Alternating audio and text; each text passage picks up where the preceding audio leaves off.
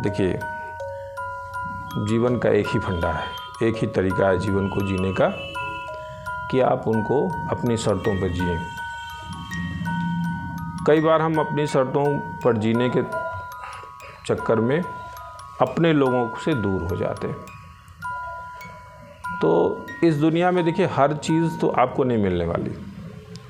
ऐसा नहीं है कि आपके हिसाब से दुनिया चलेगी। आपको दुनिया के हिसाब से एडजस्ट होना होता है। समय काल परिस्थितियों के हिसाब से आपको अपने आप में ही बदलाव करना है, दूसरों में नहीं बदलाव हो सकता।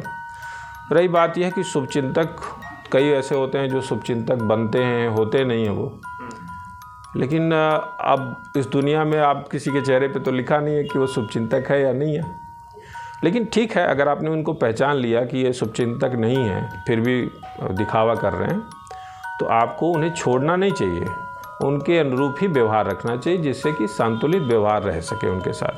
क्योंकि आप सबको छोड़ के, सबको निगलेक्ट करके आखिर इस दुनिया में आपको रहना, कहाँ जाएंगे फिर आप?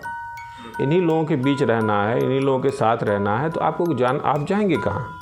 तो इसलिए आपको कोशिश ये करनी है कि सबको जानते समझते ही जैसा व्यक्ति है उसी के अनुसार उसके साथ व्यवहार।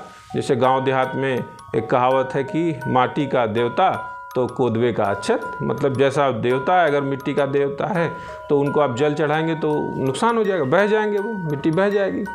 उसी तरह से जैसे लोग हों उन्हीं के कलयुग है, तो कलयुग में साम दाम दंड भेद इन्हीं के अनुरूप अपने व्यवहार को परिवर्तित कर लेना चाहिए।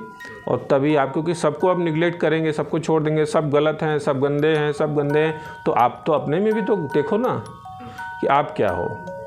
आप में भी वही बुराइयां दिखाई देंगी जो दूसरों में आप देख रहे हैं। लेकिन समस्या ये होती है कि हम अपने को नहीं देखते और दूसरों में परिवर्तन चाहते हैं। तो दूसरों में परिवर्तन इतनी आसानी से नहीं होता है। आप अपने में ही परिवर्तन कर पाएंगे।